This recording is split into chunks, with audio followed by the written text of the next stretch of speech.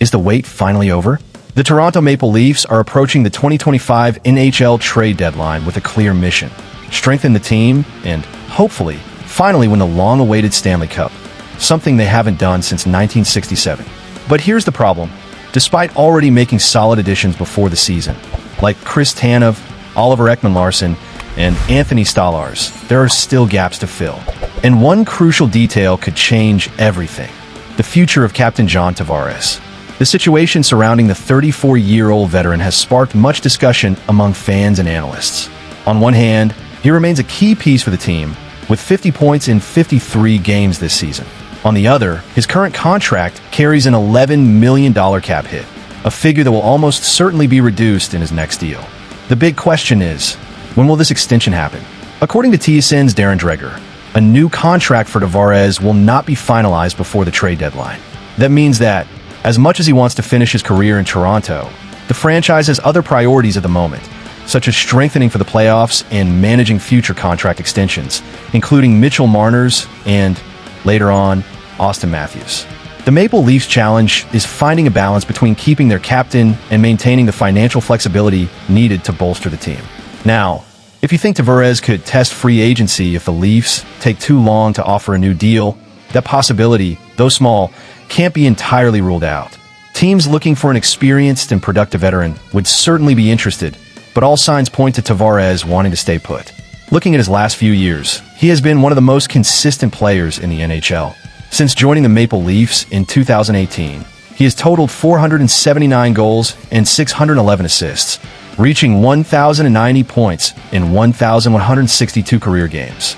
These numbers prove that, even as a veteran, he continues to perform at a high level. The Leafs know that losing a player of this caliber would be a major blow, so a new contract is the most likely scenario, but perhaps under different terms than expected. If I had to bet, I'd say he signs a 3-year extension worth around $6.8 million per season. A fair price for a player of his caliber, but still lower than what he could command on the open market. Now, if the Leafs want to keep him on a longer contract, something like 5 years at $6 million annually might be a viable alternative. Of course, it all depends on how the team plans to structure its roster for the coming years. Another factor that can't be ignored is Tavares' impact in the locker room. He's not just a reliable scorer, but also a leader who directly influences the team's mentality. His commitment and playoff experience are valuable assets for any team with championship aspirations. The question for the Maple Leafs is simple.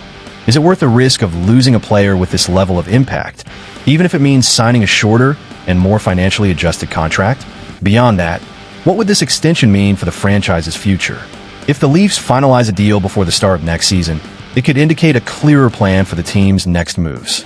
However, if negotiations drag on, it could open the door to speculation about the team's future and even the possibility of more drastic changes to the roster's core. At the end of the day, everything points to Tavares staying in Toronto. Since arriving in 2018, he has made it clear that this is where he wants to finish his career. The question is, when and for how much? Meanwhile, the Maple Leafs need to balance their finances and decide which pieces to add to make a real championship push. And now, what do you think? Does Tavares deserve a long-term contract, or should the Leafs be more cautious? Drop your thoughts in the comments. The Toronto Maple Leafs are racing against the clock to strengthen their roster before the trade deadline, and one name that keeps popping up in rumors is Jake Evans of the Montreal Canadiens. But here's the issue. The Habs aren't looking to make life easy for their longtime rivals and are demanding a steep price to part ways with the forward. The big question is it worth paying that price? Over the past few days, we've seen teams like the Colorado Avalanche and New York Rangers make big moves to reinforce their lineups. The pressure is mounting on Brad Treliving, and Leafs fans know that doing nothing could come at a steep cost in the playoffs.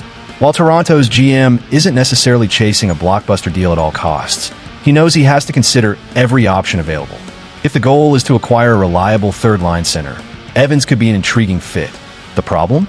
Montreal views Evans as a premium asset and expects to be compensated accordingly.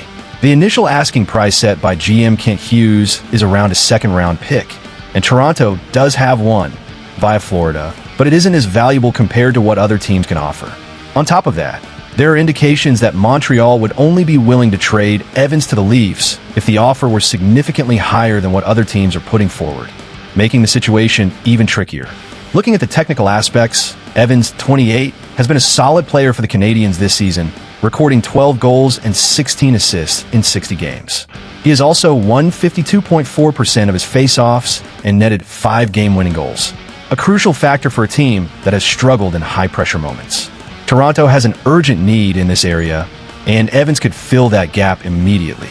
He's also a key penalty killer, an area that has become a growing concern for the Leafs, and his ability to close out tight games could be a real asset in the playoffs. But is giving up a second-round pick for him the right move? One alternative for Toronto could be trying to convince Montreal to accept a third-round pick and a prospect like William Villeneuve, a promising defenseman born in Sherbrooke, Quebec, who might interest the Canadiens. This type of deal could make sense for both sides, but there's no guarantee that Hughes would budge. Another key factor is that Evans is under contract through next season with a relatively affordable cap hit, which would give the Leafs an immediate upgrade without compromising long-term financial flexibility. However, if Toronto is going to pay a premium price, they might be better off investing in a player with greater offensive impact or more established playoff experience. That's why another interesting alternative could be Scott Lawton of the Philadelphia Flyers. He brings a similar profile, but with more experience and a stronger track record as a defensive center. Additionally, his physicality and clutch presence make him an attractive piece for any team looking to contend in the playoffs. If the cost is the same, Toronto should seriously weigh this option before finalizing a deal with Montreal.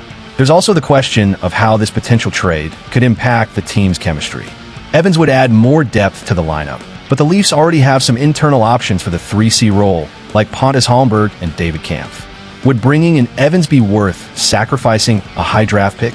That's a dilemma Trey Living needs to carefully evaluate. At the end of the day, the Maple Leafs have a decision to make. Pay the asking price to secure a player who could strengthen the team right away, or explore a more financially viable alternative. The reality is winning in the NHL often requires taking risks, and Toronto might be on the verge of doing just that. So what do you think? Is Evans worth the investment, or should Toronto look elsewhere? Drop your thoughts in the comments below.